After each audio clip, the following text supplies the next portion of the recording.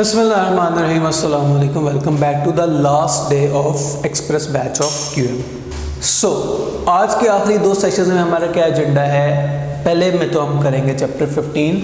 तो let's start with chapter 15। इसी एक घंटे में हमने जो है वो डिस्कशन भी करनी है, इसी में हमने प्रैक्टिस भी करनी है। चैप्टर 14 बहुत सिंपल सा छोटा सा चैप्टर है, तो एक घंटा उसके लिए मोर देन इनफ है। तो लेट्स गेट स्टार्टेड। चैप्टर 15 का स्क्वायर टेस्टिंग। का स्क्वायर टेस्टिंग क्या होती है? का स्क्वायर टेस्टिंग तो ये चैप्टर 14 में जो हमने हाइपोथेसिस टेस्टिंग पढ़ी थी उसी का एक एडवांस वर्जन है। तकरीबन जो हमारे स्टेप्स हैं वो 90% जो है वो सेम है, बस जो है वो थोड़ी सी कैलकुलेशन जो है वो चेंज होगी। और उसमें क्या डिफरेंस बातें हैं, इस ये जो का स्क्वायर होता है हमेशा वन टेल होता है, और ये जो है दो मेन जो है वो उसके यूजेस होते हैं, गुडनेस ऑफ फिट टेस्ट और टेस्ट ऑफ एसोसिएशन। फॉर्मूला उसका क्या है ये आपके सामने लिखा है। एक दफ़ा अगर हम अपने अल्फाज में लिखें तो sigma observe frequency minus expected frequency का स्क्वायर डिवाइडेड बाय ई, इस सारे का सिग्मा। ये इसकी कैलकुलेशन कैसी होगी आगे जाके जो हम सवाल करेंगे वहाँ से हमें पता लग जाएगा। सो इस पेज पे क्या बातें हो रही हैं, हमें बताया जा रहा है कि डिग्रीज ऑफ फ्रीडम का जो फॉर्मूला है वो हल्का सा चेंज हो जाएगा। भला कहाँ, भला क्यों? याद करें टी डिस्ट्रीब्यूशन के केस में हमारी डिग्रीज ऑफ फ्रीडम भला कैसी आती थी, n-1 करके। ये हमारी डिग्रीज ऑफ फ्रीडम अगर हमारे पास डाटा टेबल्स और कॉलम्स और रोज की शेप में हो तो आपका डिग्रीज ऑफ फ्रीडम का आंसर आएगा रोज -1 मल्टीप्लाई बाय कॉलम्स -1 करके। यानी कि अगर किसी इसकी 3 रोज हैं और 3 ही कॉलम्स हैं तो 3 - 1 यानी कि 2 मल्टीप्लाई बाय 3 - 1 क्या हो जाएगा 2। तो आपके पास आ जाएगा 2 × 2 डिग्रीज ऑफ फ्रीडम आपके पास आ जाएंगी 4। Very easy. नेक्स्ट हम देखते हैं स्टेप्स। देखते हैं इसके स्टेप्स और नॉर्मल हाइपोथेसिस टेस्टिंग स्टेप्स में कितना कोई फर्क है। Step 1 null hypothesis same, step 2 alternate hypothesis same, step 3 significance level same, step 4 का स्क्वायर कैलकुलेशन ये डिफरेंट है, step 5 degrees of freedom, step 6 जो है कट ऑफ पॉइंट। तो तकरीबन 90% ये वही है। अभी जो आगे हम इसके 1-2 सवाल करेंगे वहां से भी हमारा जो है वो मजीद क्लैरिटी आ जाएगी। तो ये आपके पास है का स्क्वायर का टेबल, और ये आपके पास यूनिट 1 शुरू होते ही साथ खत्म हो गया। अब यहाँ पहला सवाल जो हम का स्क्वायर की कैलकुलेशन जो है वो सीखना चाहेंगे, ये सवाल जरा गौर से देखते हैं। क्या था फॉर्मूला हमारे पास था, सिग्मा, एक दफ़ा दोबारा देख लें, सिग्मा ऑब्जर्व माइनस एक्सपेक्टेड का square divided by expected, sigma O minus E का स्क्वायर डिवाइडेड बाय ई। अब कैलकुलेट इसे कैसे करना है, तो इसे आपको कैलकुलेट करने के लिए कॉलम्स बनाने हैं। 2 कॉलम्स में बस पहले से बने हुए हैं, ऑब्जर्व फ्रीक्वेंसी का, एक्सपेक्टेड फ्रीक्वेंसी का। तीसरा कॉलम बनाएंगे ऑब्जर्व्ड माइनस एक्सपेक्टेड फ्रीक्वेंसी। तो 11 - 10 1, 11 - 11 0, 5 - 4 1 और 8 - 8 0। Next column O minus E का स्क्वायर, तो 1 का स्क्वायर 1, 0 का स्क्वायर 0, 1 का स्क्वायर 1 और 0 का square 0। Next step this divided by E, तो 1 डिवाइडेड बाय 10 क्या होता है 0.1, 0 डिवाइड बाय 11 क्या होता है 0, 1 डिवाइड बाय 4 क्या होता है 0.25 और 0 डिवाइड बाय 8 क्या होता है 0। इन सारों का सम कर लें, आंसर क्या आया 0.35। तो क्या 0.35 कोई ऑप्शन है? तो मुबारक हो, ये हमारा सिंपल तरीन सवाल था का स्क्वायर का। आगे इसमें मजीद जो कॉम्प्लिकेशन आएगी वो हम देखते जाएंगे, लेकिन at its core this is जो है वो आपका का स्क्वायर टेस्टिंग। नेक्स्ट भी देख लेते हैं का स्क्वायर की वैल्यू कहाँ से कहाँ तक जाती है, 0 से लेके इन्फिनिटी तक जाती है। रैंडम वेरिएबल हमेशा पॉजिटिव होती है का स्क्वायर की वैल्यू। टोटल का स्क्वायर के अंदर का एरिया हमेशा इन्फिनिट होता है। का स्क्वायर सिंगल डिस्ट्रीब्यूशन होती है, उसमें कौन सी वाली स्क्यूनेस होती है, पॉजिटिव स्क्यूनेस होती है। इन गुडनेस ऑफ फिट टेस्ट वो क्या होता है, गुडनेस ऑफ फिट हम नेक्स्ट यूनिट में देख रहे होंगे। लेकिन जो डाटा है वो कौन सी टेल में आपकी जो डिस्ट्रीब्यूशन के जो है वो लाई कर रहा होता है, तो आपकी टेल ये राइट साइड में है उस पर लाई कर रहा होता है। इसी तरह what will the table value of chi square for 95% confidence level and 4 degrees of freedom. 95% confidence level, 4 degrees of freedom, 9.488 is the right answer. What will the table value of chi square for 95% confidence level and 4 degrees of freedom. What will be the, तो ये इंतहाई easy तरीन MCQs हैं, बस आपने करना क्या है, टेबल में जो है वो जाके डिग्रीज ऑफ फ्रीडम की वैल्यू देख लेनी है। फिलहाल हम इस तरह के इंतहाई बेसिक सवाल जो है वो नहीं देख रहे। ऐसा करें, डिग्रीज ऑफ फ्रीडम निकाल दे, जब 5 रोज हैं 4 कॉलम्स हैं, 5 - 1 इंटू 4 - 1, लो जी बड़े मुश्किल सवाल है ये। 4 इंटू 3 क्या होता है 12, तो यार 12 कोई ऑप्शन है। आगे चलें, गुडनेस ऑफ फिट, अगला टॉपिक। अच्छा, गुडनेस ऑफ फिट के पीछे थीम क्या है, तो गुडनेस ऑफ फिट के केस में हमारे पास होता है कुछ एक्चुअल डाटा और कुछ एस्टिमेटेड डाटा। हमने गुडनेस ऑफ फिट में ये देखना होता है कि हमने जो एस्टिमेटेड डाटा किया है, ये जो हमारे तुक्के जो हमने लगाए हैं, क्या ये ठीक हैं या नहीं। स्टेप 1 क्या होगा, जिस तरह डिफरेंस ऑफ मीन और डिफरेंस ऑफ प्रोपोर्शन के केस में होता था कि स्टेप 1 ये होता था कि there is no difference between observed and expected, यानी कि एक्सपेक्टेड और ऑब्जर्व्ड जो है वो बराबर हैं, ठीक हैं। ऑर्डर्ड हाइपोथेसिस को ऑपोजिट के हम कहेंगे जो एस्टिमेट्स हैं वो हमारे ठीक बिल्कुल भी नहीं हैं। अच्छा, स्टेप, उसके बाद अगला स्टेप क्या होगा, सिग्निफिकेंस लेवल हमारे पास सवाल में गिवन है 5%। अच्छा, यहाँ मैं आपको एक शॉर्टकट बताऊँ, हमेशा सिग्निफिकेंस लेवल वाले स्टेप पे ही जाके काई स्क्वायर वैल्यू देख लीजिएगा, उससे हमारा बड़ा टाइम सेव हो जाएगा। भला कैसे, मैं आपको बताता हूँ। फिलहाल इस केस में सोचें कि आपका क्या होगा डिग्रीज ऑफ फ्रीडम 4, तो हम गए 4 डिग्रीज ऑफ फ्रीडम में 95% कॉन्फिडेंस लेवल पे 0.711, सॉरी ये तो 0.95 है, 0.5 में हमने देखना है, ये हमारे पास आ रहा है 9.488। 9.488 से अगर हमारा काई स्क्वायर का वैल्यू आंसर ज़्यादा आया तो हम कहेंगे कि हमारा जो है नल हाइपोथेसिस वो ठीक नहीं है। Keeping this in mind, let's start. क्या हमें कॉलम चाहिए था, पहला कॉलम ऑब्जर्व का ऑलरेडी बना हुआ है, अगला कॉलम एक्सपेक्टेड का ये रहा, उससे अगला कॉलम हमें क्या चाहिए, ऑब्जर्व्ड माइनस एक्सपेक्टेड। 35 - 30 5, 50 - 45 5, 30 - 15 15, 10 - 15 -5, 20 - 45 -20। अगला कॉलम O - E का स्क्वायर। अच्छा, 5 स्क्वायर 25, 5 स्क्वायर 25, 15 स्क्वायर क्या होता है, 15 स्क्वायर 15 इंटू 15 होता है 225, -5 का स्क्वायर +25 और -20 का स्क्वायर जो है वो 400। इससे भी अगला कॉलम O - E का स्क्वायर डिवाइडेड बाय E, तो 25 डिवाइडेड बाय E यानी कि 30। कैलकुलेटर बोला 0.83। अगला 25 डिवाइडेड बाय 45 0.55। उससे अगला 225 डिवाइड बाय 15, आंसर आया 15। Game over. भला क्यों? शॉर्टकट नंबर 1, हमें ये पता था कि अगर हमारा इस कॉलम का आंसर अगर 9.488 से ज़्यादा आ गया तो हम कहेंगे कि नल हाइपोथेसिस जो है वो ख़राब है।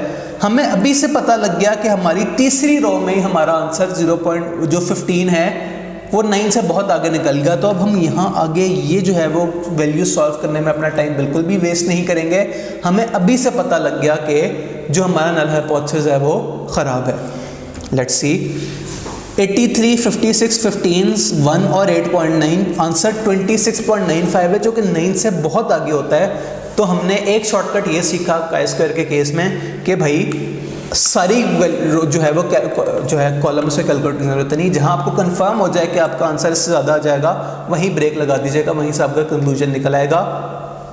अनलेस अगर तो सवाल ने कहा है ना एग्जैक्ट काई स्क्वायर की वैल्यू कैलकुलेट कर दो, फिर मजबूरन यहाँ तक कैलकुलेशन करनी पड़ेगी।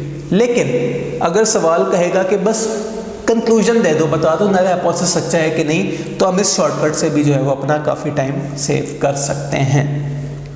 गुडनेस ऑफ फिट का एक ही सवाल था नहीं, और भी आगे हैं, चलो देख लेते हैं।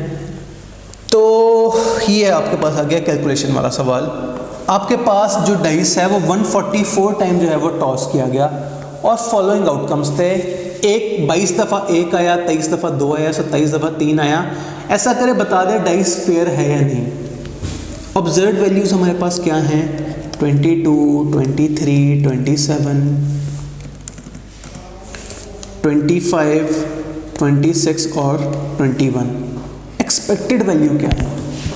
अगर फेयर डाइस था तो बराबर बराबर जो है वो आपके आने चाहिए था। तो 144 डिवाइड बाय 6 क्या होता है? 24, 24, 24, 24, 24, 24 और 24। अच्छा, हम देख रहे हैं कि हमारा डिग्रीज ऑफ फ्रीडम क्या होगी। 1 2 3 4 5 6 जो हमारे पास हैं वो फिगर्स हैं। तो 6 फिगर्स के केस में हम इधर देखने गए, हमारा n-1 क्या होगा, जो है 11.070। अब हम अगर आंसर अगर 11 से ज़्यादा आ गया, हम उधर ही जो है वो ब्रेक लगा देंगे। नेक्स्ट हमें कॉलम क्या चाहिए, O माइनस ई। 22 माइनस 24 माइनस 2, 23 माइनस 24 माइनस 1, 3, यार खुद क्यों मिलता है, 1, 2 और -5। नेक्स्ट कॉलम इसका हमें चाहिए स्क्वायर, -2 का स्क्वायर 4, 1 का स्क्वायर 1, 3 3 9, 1 1 और 25। उससे अगला कॉलम इसे आपने डिवाइड करना है विद ई। तो 4 डिवाइड बाय 24 क्या होता है, 0.16। 1 डिवाइडेड बाय 24 क्या होता है, 0.041। 9 डिवाइडेड बाय 24 क्या होता है, 0.375। हमें यही से आइडिया हो गया है कि जब 3 फिगर्स मिला के 1.5 भी नहीं बन सके तो अगली 3 फिगर्स जो है वो मिलके 11 कैसे बन सकती हैं। हमें आइडिया हो गया कि आंसर जो है वो 11 से एक्सीड नहीं करेगा। तो हम इस नल हाइपोथेसिस को सच्चा मान लेंगे, हम कहेंगे डाइस इज फेयर। तो होपफुली मैं आपको अच्छा टाइम मतलब आपका सेव कर रहा हूँ। आगे चलते हैं, अगला यूनिट टेस्ट ऑफ इंडिपेंडेंस। अच्छा, ये जो है वो गुडनेस ऑफ फिट से एक स्टेप ज़रा आगे है। इसमें जो आपको एक्सपेक्टेड वैल्यूज़ हैं वो कैलकुलेट करनी पड़ेंगी। भला किस तरह? थीम ये है कि अगर पूरी आबादी की कोई परसेंटेज है तो उस आबादी के सब ग्रुप्स की भी वही परसेंटेजेस होनी चाहिए जो कि पूरी आबादी की थी। सुनने में थोड़ा सा अजीब लग रहा है, क्यों ना हम इसे प्रैक्टिकली जो है वो सॉल्व करके देखें। 1 मिनट हम पॉज करते हैं, लैपटॉप को ठीक करते हैं। अच्छा जी, होपफुली अब हमें लैपटॉप दोबारा तंग नहीं करेगा। तो हम किधर थे, हम टेस्ट ऑफ एसोसिएशन की बात कर रहे थे। तो हमारे पास पहला सवाल गिवन है, उसमें किस किस्म का डाटा है। उसमें 75 बंदों का इंटरव्यू लिया गया। कुछ जो है वो ज़्यादा पढ़ते थे, कुछ जो है वो कम पढ़ते थे, और आगे उनके लिखे हैं ग्रेड्स। कुछ के अच्छे ग्रेड्स आए, कुछ के गुजारे लायक ग्रेड्स आए, कुछ के बड़े जो है वो बेकार जो है वो ग्रेड्स आए। अब हमें थीम क्या नज़र आ रही है, ज़्यादातर जो लोग थे वो एवरेज जो है वो मार्क्स ले रहे हैं। अभी मैंने क्या कहा था, मैंने कहा था कि हमें जो पूरी पॉपुलेशन का अगर कोई परसेंटेज गिवन है तो उस सब ग्रुप्स की भी वही परसेंटेज होगी जो कि पूरी आबादी की थी। मैं क्या कह रहा हूँ, इसे ज़रा मैथमेटिकली देखते हैं। 75 आपके पास थे टोटल बंदे, उसमें से कितने जो लोग हैं वो ज़्यादा पढ़ते हैं, कितने जो लोग हैं वो कम पढ़ते हैं। तो 21 डिवाइडेड बाय 75, 0.28। 28% लोग जो थे वो ज़्यादा पढ़ने वाले थे, और जो थे 54 डिवाइड बाय 75 यानी कि इसका कॉम्प्लीमेंट 0.72 लोग ऐसे हैं जो कि शॉर्ट, जो कि कम पढ़ने वाले थे। अब अगर टोटल आबादी की परसेंटेज ब्रेकअप 28% और 72% है तो जो सब ग्रुप्स हैं इनकी परसेंटेज भी यही होगी। अच्छा, कैलकुलेट करके देखते हैं। अगर टोटल 75 लोगों में से 28% जो है वो ज़्यादा पढ़ने वाले हैं और 72% शॉर्ट पढ़ने वाले हैं, तो दूसरा सब ग्रुप जो हाई मार्क्स लेने वाले 13 लोग थे उसके अंदर भी यही परसेंटेज होनी चाहिए। तो 0.13 इंटू 0.28, सॉरी 13 इंटू 0.28, 3.64। कौन है 3.64? वो लोग जो कि ज़्यादा पढ़ते थे और उन्होंने 6 मार्क्स लिए। इसी तरह 13 इंटू 0.72 यानी कि 9.36, वो लोग जो कि कम पढ़ते थे लेकिन ज़्यादा मार्क्स लेने वालों में से थे, वो कितने होने चाहिए थे? 9.36। अब ये परसेंटेज हम इधर साइड पे लिख लेते हैं 0.28 और 0.72, और यहाँ हम अपनी काय स्क्वायर की कैलकुलेशन वाला टेबल बना लेते हैं। तो हमने बनाने हैं 6 कॉलम्स। एक्सपेक्टेड वैल्यूज, हम ऑब्जर्व वैल्यूज हमारे पास क्या हैं, ये हमारे सामने लिखी हुई हैं 3, 10, 14, जगह ख़त्म हो गई, ऊपर लिख लेते हैं 35 एंड 14। अच्छा, अगला कॉलम हमें क्या चाहिए था? Observe value. नेक्स्ट हमें कॉलम चाहिए एक्सपेक्टेड वैल्यूज का। एक्सपेक्टेड वैल्यू हमने क्या कैलकुलेट की? 3.64, ये रही, फिर 9.36। आगे एक्सपेक्टेड वैल्यूज कैसे आएंगी भला? टोटल कितने लोग थे एवरेज मार्क्स लेने वाले? 44 का 0.28%, यानी कि 12.32। इसी तरह 44 का 72%, 31.68। तो 31.68 हमने लिखना था 30 के आगे, 31.68। नेक्स्ट 18 लोग ऐसे थे जिनके मार्क्स कम हैं, उनके ऊपर भी वही परसेंटेजेस अप्लाई होंगी। 18 इंटू 0.28 कितना होता है? 5.04। यहाँ हमने लिखा 5.04। और आखिरी 18 इंटू 0.72 क्या होता है? 12.96। ये दो कॉलम्स हमारे बन गए। वंस अगेन हमें शॉर्टकट क्या पता लगा था कि हम जाके पहले ये देख लें कि रोज -1 और कॉलम्स -1 का क्या होगा। कितनी रोज है? 2 रोज हैं, 2 - 1। कॉलम्स कितने हैं? 3 - 1। हमारा डिग्रीज ऑफ फ्रीडम क्या होंगी? 2। 3 - 1 2 और 2 - 1 1।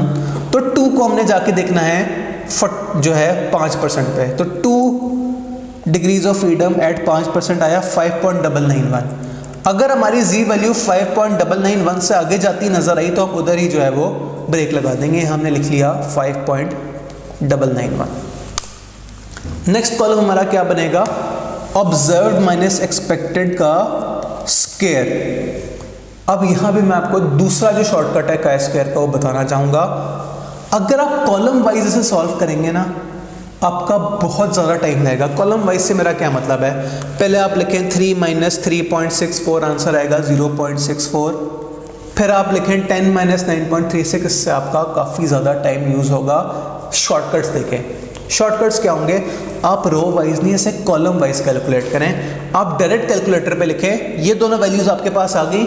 अगले जितने भी कॉलम हैं O - E का जो है स्क्वायर, पहले तो O - E कैलकुलेट करना था, फिर O - E का स्क्वायर कैलकुलेट करना था, फिर O - E का स्क्वायर डिवाइडेड बाई कैलकुलेट करना था। ये तीनों स्टेप्स कैलकुलेटर पे डायरेक्ट सॉल्व हो सकते हैं। भला किस तरह?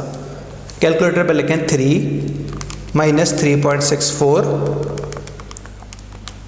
का square divided bye 3.64, direct answer आया 0.1125। अगला 10 - 9.36 का स्क्वायर डिवाइड बाय 9.36, कैलकुलेटर ने कहा 0.043। नेक्स्ट 14 - 12.32 का स्क्वायर डिवाइडेड बाय 12.32, आंसर आया 0.22।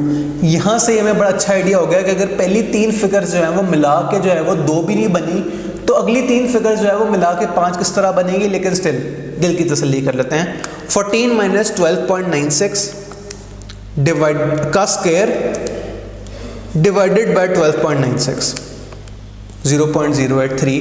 5 - 5.04 का स्क्वायर डिवाइडेड बाय 5.04, और ये सारे आंसर 0 पॉइंट समथिंग आ रहे हैं। हमारा जो टोटल है वो किसी भी तरह 5 को एक्सीड नहीं करेगा।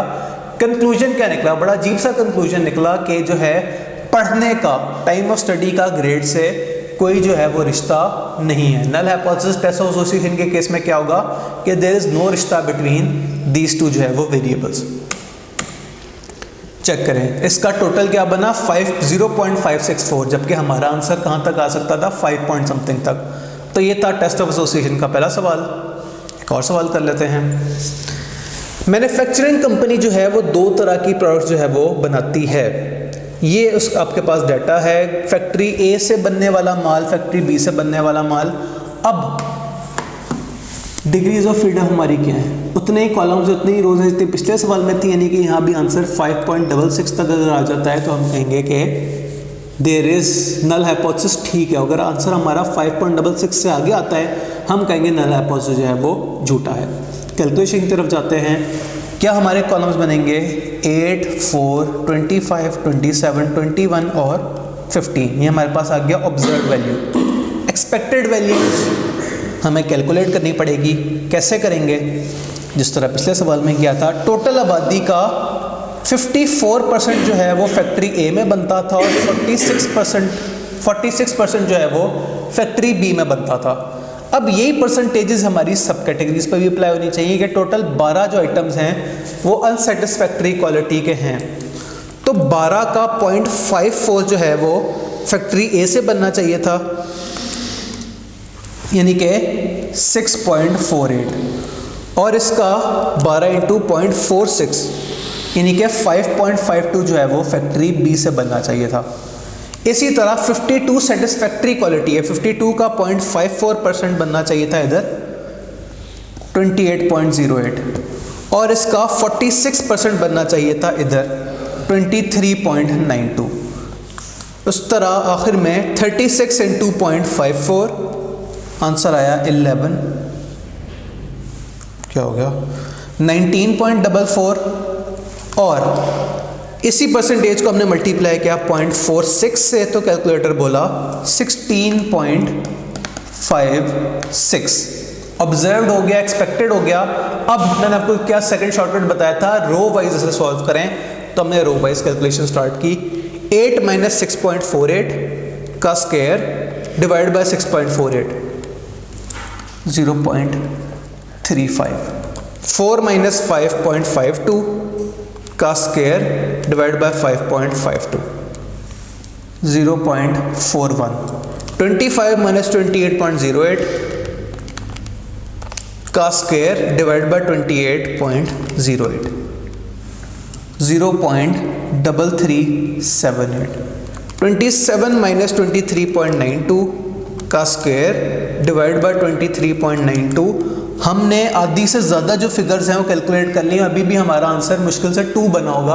हम बड़े कॉन्फिडेंस से कह सकते हैं कि नल हाइपोथेसिस जो है वो सच है, हमारी जो फिगर्स हैं वो 5.66 से एक्सीड नहीं करेगी। Let's have a look. क्या हमारे पास काय स्क्वायर की वैल्यू आई 1.783, यानी कि हमारा नल हाइपोथेसिस जो था वो सच्चा था। नेक्स्ट अगला कॉन्सेप्ट 2x2 कंटिजेंसी टेबल। वो क्या होता है? तो जहां आपके पास डाटा 2 रोज और 2 कॉलम्स में गिवन हो, वहां आपने जो है वो एक तरह की कॉम्प्लिकेशन जो आपकी है वो ऐड हो जाएगी। क्या कॉम्प्लिकेशन है? आपके फॉर्मूले में एक चीज ऐड होगी, that is actual minus expected जो वैल्यू आएगी उसका मॉड्यूलस लेके आपने उसमें से 0.5 लेस करना है, फिर उसका स्क्वायर करना है। ये मैं कैसी बातें कर रहा हूँ, ये मॉड्यूलस क्या होता है? तो मॉड्यूलस कहते हैं कि इस 2 लाइंस को कहते हैं मॉड्यूलस। इसके दरमियान कोई भी नंबर हो उससे आप पॉजिटिव कंसिडर करते हैं। भला कैसे? अगर इस मॉड्यूलस के अंदर -9 लिखा था, आप उसे +9 कंसिडर करते हैं, यानी कि माइनस, वैसे तो उसका स्क्वायर अगर लिया जाए तो इसका स्क्वायर भी 81 आएगा, इसका स्क्वायर भी 81 आएगा। तो मॉड्यूलस का फ़ायदा क्या हुआ?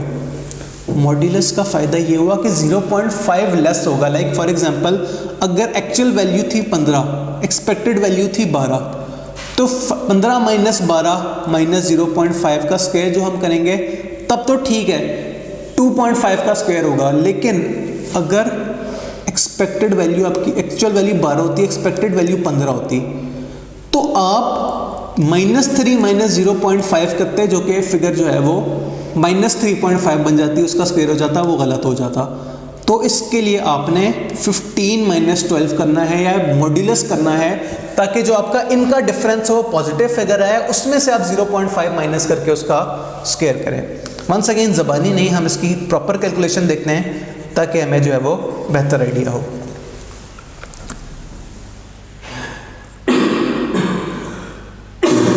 तो ये था हमारे पास सवाल। इसकी स्लाइड जो है वो हाइड नहीं हुई भी, कोई मसला नहीं। हम इससे जाके जो है वो मैन्युअली हाइड कर लेते हैं, इसमें कितना टाइम लगेगा। तो हमने जस्ट अ मिनट, हमने ऐसे कर दिया, चल जा गायब। चेक करें, अब हमारे पास स्पेस आ गई इसे कैलकुलेट करने के लिए। क्या डाटा है हमारे पास, 2 रोज हैं, 2 ही कॉलम्स हैं। क्या ये है 2x2 कंटिजेंसी टेबल, हमें 0.5 माइनस भी करना है। एक्चुअल वैल्यूज क्या हैं, 14, 8, 6 और 22। एक्सपेक्टेड वैल्यूज क्या हैं, कैलकुलेट करनी पड़ेंगी, कर लेते हैं। तो टोटल आबादी का 44% जो है वो फ्रेंच पसंद करता है और 56% जो है वो इटालियन पसंद करता है। यही परसेंटेजेस सब ग्रुप्स पे भी अप्लाई होंगी। तो सब ग्रुप्स, पहला सब ग्रुप क्या है 22, ये 22 सॉरी ये तो इसका टोटल है। पहला सब ग्रुप है हमारे पास मेल हजरात। तो 20 इंटू 0.44 क्या होता है 8.8। 8.8 मैं किसके सामने लिखूं, 8 के या 14 के। तो ये मैंने किसकी परसेंटेज निकाली है, मेल हजरात की, जिनके ऊपर 44% यानी कि फ्रेंच वाली परसेंटेज लग रही है, यानी कि 8.8 में लिखूंगा यहां। नेक्स्ट 20 इंटू 0.56 11.2 यहां मैंने लिखा। नेक्स्ट 6 जो है उसके सामने मैं क्या लिखूंगा, 30 थी टोटल खवातीन, तो 30 इंटू 0.44 क्या होता है, कैलकुलेटर बोला 13.2 और 30 इंटू 0.56 कैलकुलेटर बोला 16.8। अब यहाँ मैं आपको एक तीसरा शॉर्टकट बताऊँ इस चैप्टर का। मॉड्यूलस जो आपने करना है उसे करने का एक आसान तरीन तरीका ये है कि आप यहाँ से जो फिगर बड़ी है वो कैलकुलेटर पे पहले लिखें और जो फिगर छोटी है उसे कैलकुलेटर पे जो आप है बाद में लिखें। आपका मॉड्यूलस का वाला प्लस माइनस वाला मसला ही नहीं आएगा। भला फॉर एग्जांपल मैं क्या लिखूंगा, 14 माइनस 8.8 माइनस 0.5 का स्क्वायर डिवाइडेड बाय 8.8, आंसर आया 2.5। नेक्स्ट 11.2 माइनस 8, वैसे 8 माइनस 11.2 होना चाहिए था, लेकिन मॉड्यूलस से जान छुड़ाने के लिए मैंने बड़ी फिगर पहले लिख ली ताकि आंसर हमेशा पॉजिटिव ही आए। तो 11.2 माइनस 8 माइनस 0.5 का square divided bye 11.2 0.65, 13.2 minus 6 minus 0.5 का स्क्वायर डिवाइडेड बाय 13.2 3.4। और यहीं से हमें पता लग गया कि हमारा आंसर 5 से ज़्यादा आ रहा है, हमारा नल हाइपोथेसिस जो है वो रिजेक्ट हो जाएगा। स्टिल अगली भी कैलकुलेट कर लेते हैं। 22 माइनस 16.8 माइनस 0.5 का स्क्वायर डिवाइड बाय 16.8, कैलकुलेटर बोला 1.314। हम कहेंगे कि नल हाइपोथेसिस जो है वो रिजेक्ट हो चुका। There is an association between gender and languages. तो ये था हमारे पास कैलकुलेशन, आंसर आया 7 पॉइंट समथिंग। तो दिस वाज आवर कैलकुलेशन। तो क्या इसका मजीद कोई कैलकुलेशन वाला सवाल है? ये एक आखिरी सवाल हमारे चैप्टर का। A group of people were served about their favourite car, following results for obtained. ये था जेंडर और ये था उनकी गाड़ी की पसंदीदगी। बताएं क्या देयर इज अ रिश्ता या देयर इज नॉट अ रिश्ता। कैलकुलेट कर लेते हैं। 27, 26, 37, 14, 11 और 5 ये हमारे पास हैं actual values, observed values. Expected values कैसे कैलकुलेट करेंगे, हमें इनका टोटल करना पड़ेगा। तो भाई टोटल मेल हजरात कितने थे, 27 प्लस 37 प्लस 11 75 बंदे थे, और 26 प्लस 14 प्लस 5 45 जो थी वो खवातीन थी। अच्छा, सिविक के टोटल कितने चाहने वाले थे, 27 प्लस 26 ये आ गए 53।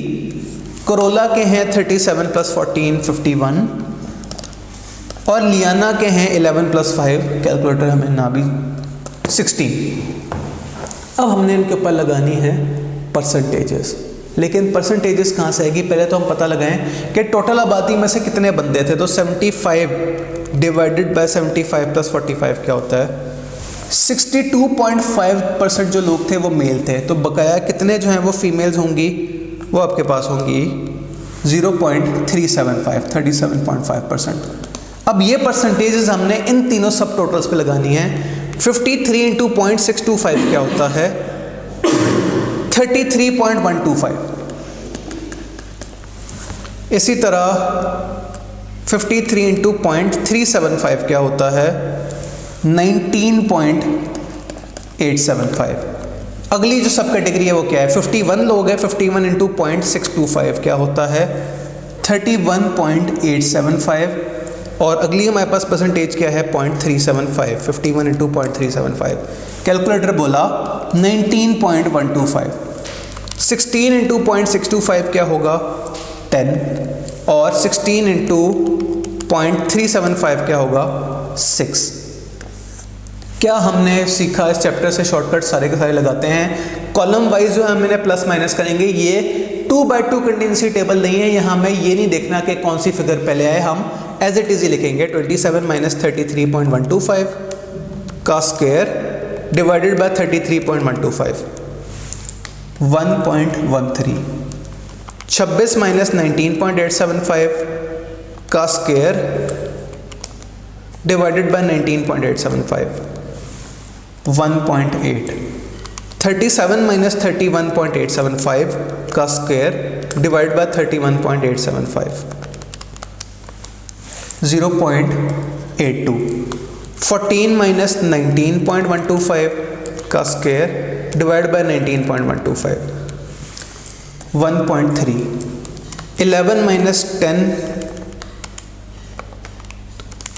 का स्क्वायर डिवाइडेड बाय 10, 0.1। और आखिरी 5 माइनस 6 का स्क्वायर डिवाइडेड बाय 6, कैलकुलेटर बोला 0.1667। क्या टोटल बनेगा? 0.1667 plus 0.1 plus 1.3 plus 8.82 plus 1.8 plus 1.13, इन सब का टोटल बना 5.3167। क्या हमारी लिमिट्स थी भला? कितनी रोज कितने कॉलम्स हैं? 2 रोज हैं, 3 कॉलम्स हैं, यानी कि हमारा डिग्रीज ऑफ फ्रीडम क्या हुई? 2। तो 2 के केस में हमारी क्या था? 2 के केस में हमने देखना था 2, 0.9, 0.05, 5.99 तक अगर हमारा आंसर आ जाता तो हम कहते कि जो है ठीक चल रहा है। हमारा आंसर 5.99 से ज़्यादा आया, सॉरी कम आया, हम कहेंगे कि there is no association between gender and गाड़ी का जो है वो मॉडल पसंद आना। तो ये हमने 1 घंटे में चैप्टर 15 भी गो थ्रू कर लिया, रिवीजन भी की, प्रैक्टिस भी की। अब मिलते हैं नेक्स्ट वीडियो में with the last video of this जो है सेशन। उस वीडियो में क्या होगा उसी वीडियो के शुरू में बताऊंगा। फिलहाल चैप्टर 15 हमारा सिलेबस यहाँ ख़त्म हो गया है। यहाँ तक के लिए अल्लाह हाफ़िज़।